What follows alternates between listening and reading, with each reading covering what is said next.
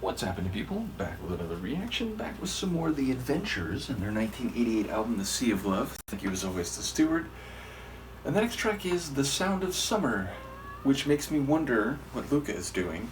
But yes, makes me wonder if this is a more expected or straight away sentiment, meaning summer as, or rather the sound of summer as warmth, maybe recreation, growth, and positive feelings, or whether there's an irony or a complication, meaning summer could actually be cold or unpleasant if interpersonal or human events have colored them that way.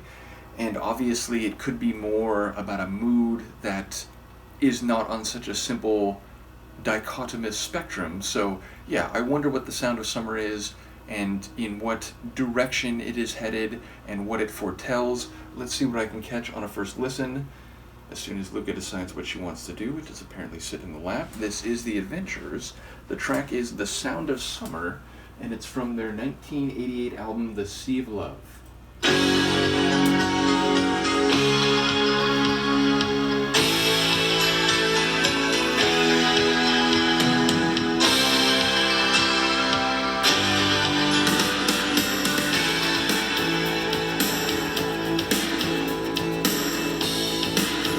Shining bright above us, flames dance to the sky, and I roll the tide. Breathe the numb inside, breathe to our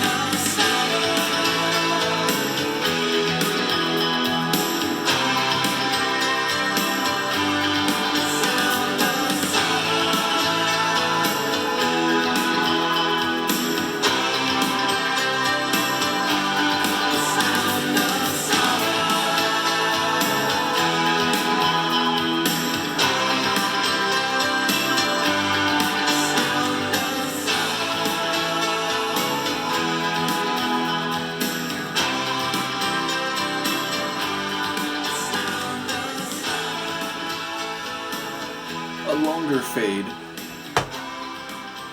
But yeah, pretty epic production. I like the warm melodic feel of the keyboard line as well as the guitar, which, you know, didn't get wicked, but it had a bit of bite to it in the moments where it came to the fore.